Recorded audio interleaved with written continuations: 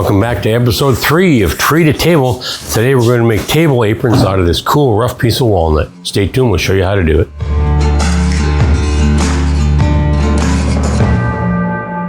We're working on a cool walnut dining room table. Today I'm going to show you how to make aprons out of this cool piece of walnut.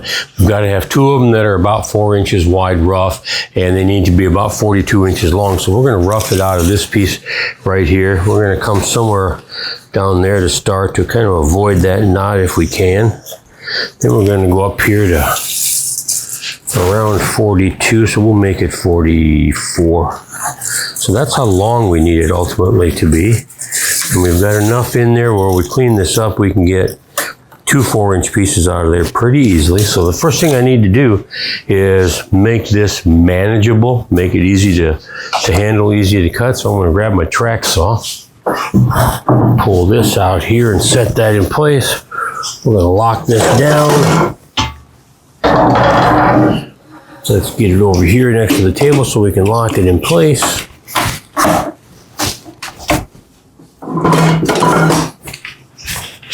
And let's lock it in here as well. I'm just going to set this in here just like that. I'm not even going to lock it down. I'm just going to have it sit there because there's plenty enough friction on the bottom of it with the pads to get it over there. So let's get our track saw out here. You know, maybe being that we're going to run that, let's lock it down just in case.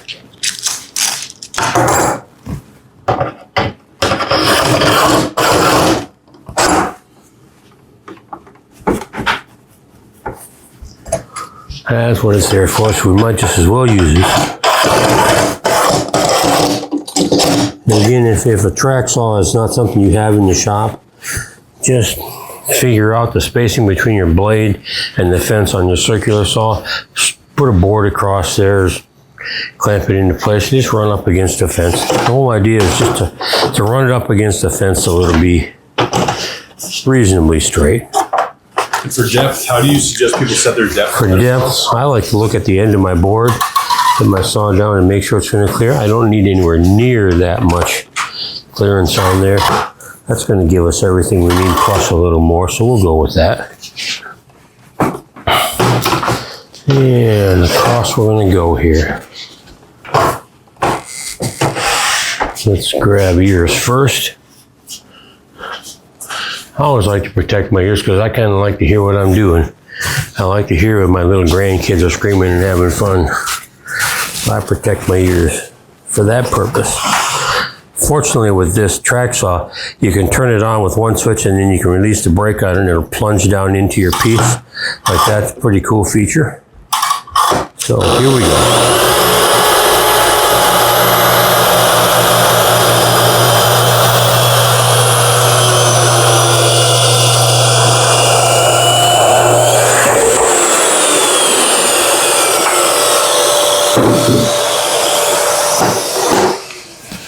And yes, I did just let that piece fall off of there because I'm not going to stick my hand underneath there and try to grab that for the risk of running into that blade. So just let it fall off of there.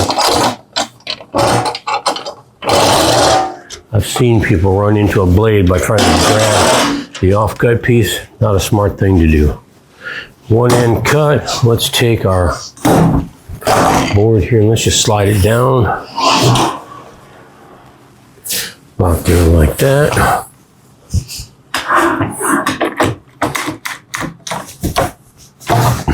Now for a long piece like this, do you have to support that end? I'm thinking pretty serious I'm going to. But then again, it's far enough away where I might be able to grab it all the way out here and hold it while I'm making that cut. The other thing that I could do is I could put sawhorses underneath it to secure it. Let's lock our track saw back into place.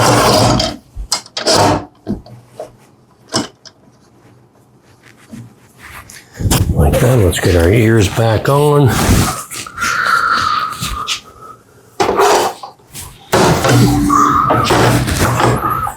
Again, this is just rough cutting it.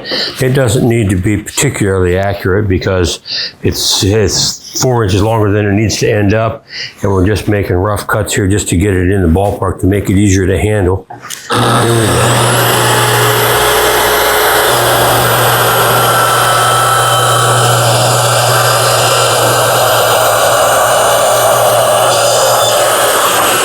we go. That is the start of the short aprons for this very cool table. So what do you think we should do next? Let's get this off here so we can use the bench.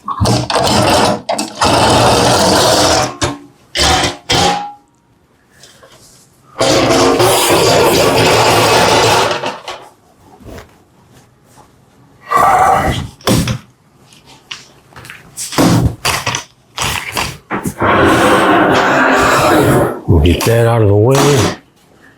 I'm going to grab a nice straight edge here. I think the next thing I'm going to do is I want to rip this down the center. I'm going to do that on my bandsaw.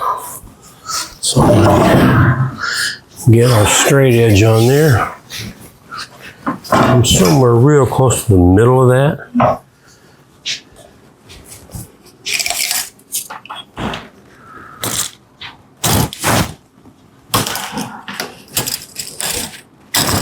That'll work. So this is the edge I want to go with. I want this to be about 4 inches wide. So there.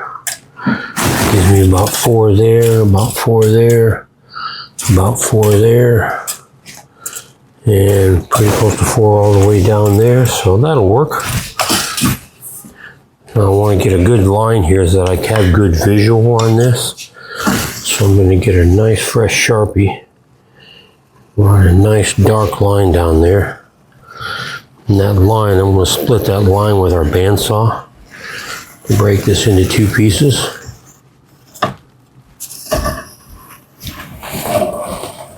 There we go. So that's the line that we're going to follow. Come over here to our bandsaw and get the fence out of the way. Lower the guard down just a touch because we don't need it that high. So we talked about how much saw you want to see on a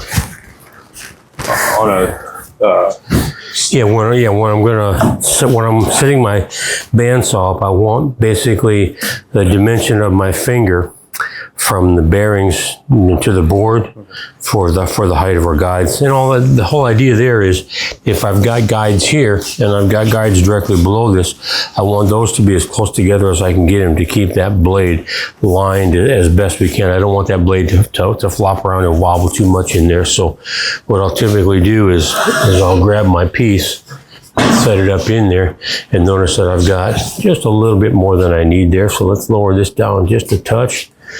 That gives us the best chance of having our cut be real nice and clean. I don't want my blade to wander very far. And this is a new blade, so it should be pretty sharp. It should go pretty well through there. And we're literally going to cut right through the center of that line as best we can. So let's give that a shot.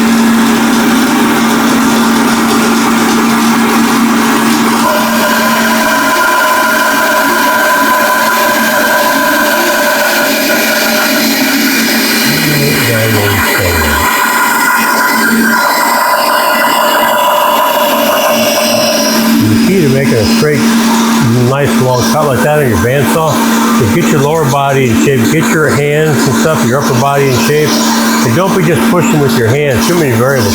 Just push your upper body, leaning over at the hip and pushing it through.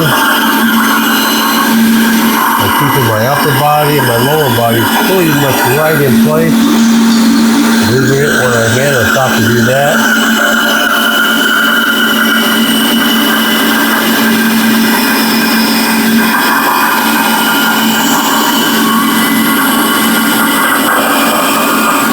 Here we have a nice straight cut through that line. Come around here to the back side.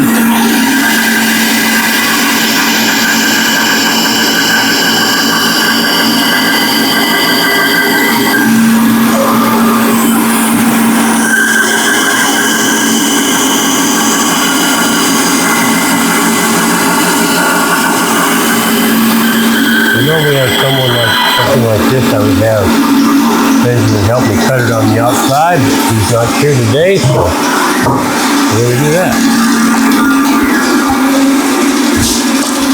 There we've got a nice straight edge up there, and you can see we've basically bisected that line, and that's going to be real nice and straight, so we're liking that big time. Next thing we need to do is run these over to the jointer and get one face nice and clean, because it is genuine not straight.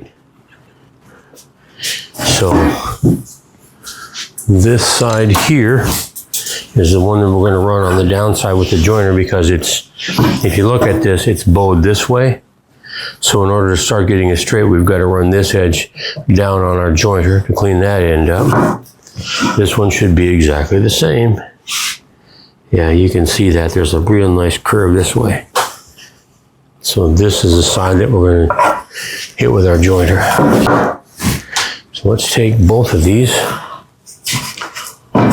work our jointer, and reveal what's hidden inside. And again, we're going to grab ears because I don't like all the loud noise that this makes. We've got our fence set up plenty wide. So we'll start with them. Set them there.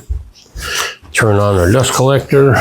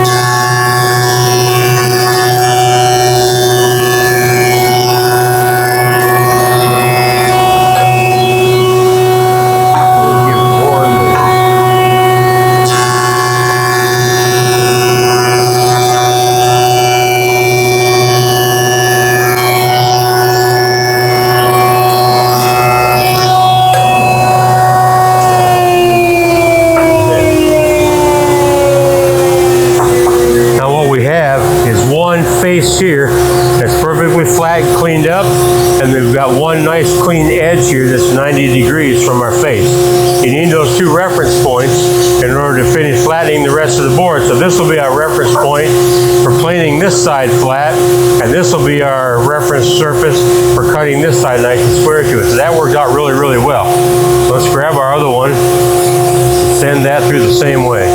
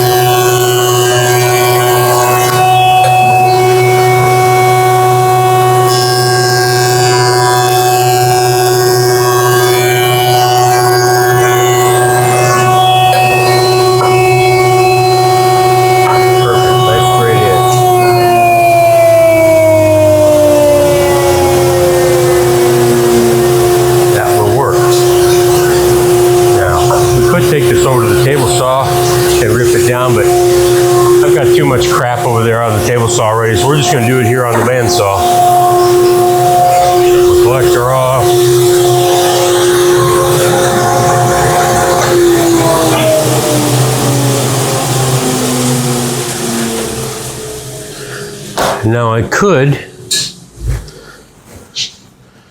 just run this through the planer just as it is and clean up the extra, but there's no sense in planing this stuff down, so I want this to be about 4 inches. So let's just set our fence right close to 4, and ultimately it's going to end up being a finished product. It's probably going to be about 3 3/4 wide. So we're going to cut it a little extra to give us a little room to play with. Let's get our ears back and let's rip this down. Then we'll take it over to our planer and plane it.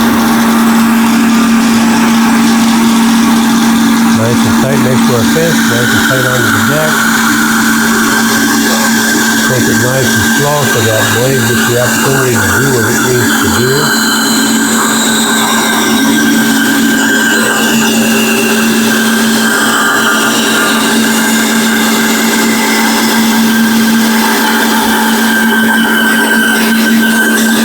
That's a lot of edge teeth there.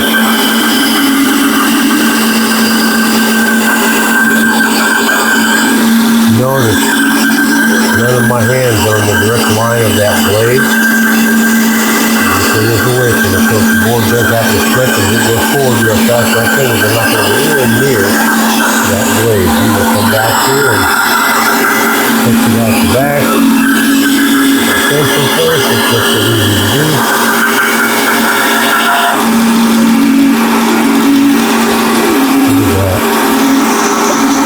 That's going to be a beautiful table right there. Do another one here while we're at it. We get our fresh pointed face down, our pointed edge next to our fence. Nice and slow. Do a job.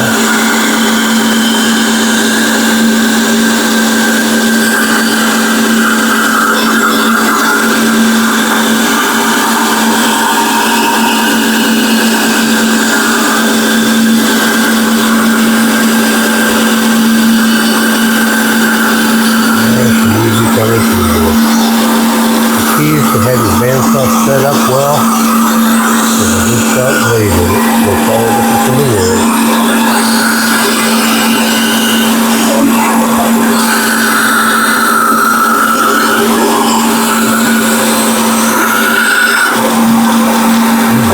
There we go. A little bit of sapwood there, but we've got room to get rid of that.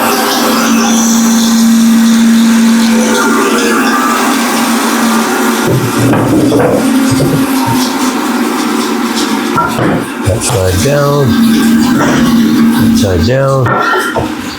Now we're going to take this over to our joiner, or our planer rather. We've got a good clean surface on our best joint here and a good clean face surface here. Now we can set this up and run it through our surface planer to get down to the dimensions that we want. So let's open up the dust collector. Let's turn it on. Let's run these through a few times to get them in the ballpark.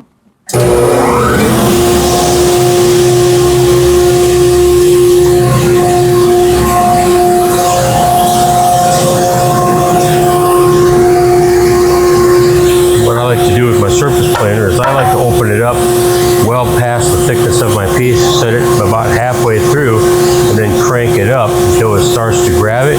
Once it starts grabbing the board and feeding it through, then I'll give it about another half to 3/4 of a turn, and it'll start to cut. So that gives me my reference for where to start our planing of the board. We're there, we're cranking it up. Now it's moving. We're going to go about another 3/4 of a turn. Gives us a starting place. Run them both through.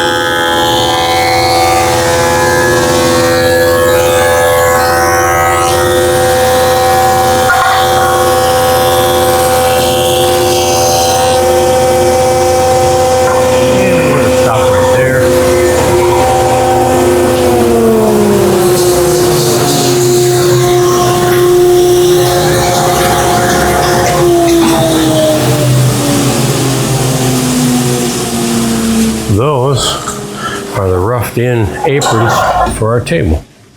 These are the shorter ones, so they'll go across the end of our board. So that'll be the side that faces out, and that'll be the side that faces out. Lots of character on them. And when we narrow this up, like I said, we're probably in the neighborhood of a half inch at least wider than we ultimately are going to end up. So we'll be able to cut that sapwood out of there. We might be able to remove some of that, but that's what our aprons are going to look like. Those are our short ones. We've got 2 more to do that are going to be 64, 65, somewhere in that neighborhood lengthwise. And I'm not going to cut them to final length yet because we're not completely dialed in on the dimensions for our legs yet. And what we'll do is we'll make this such that when we have our legs and our aprons together, there'll be a 1-inch overhang on each side of the table and on each of the ends. So we won't cut these to final length until we get a lot further along in our process. But next thing I'm going to do is we're going to make 2 more the same way that are going to be in the neighborhood of 64 to 65 inches long. So if you like how that's done, comment down below if you got any questions on it. Comment down below. We'll do our best to answer them for you, and we're going to get on to making the other 2 aprons, and then after that, we'll start making the top. Stay tuned.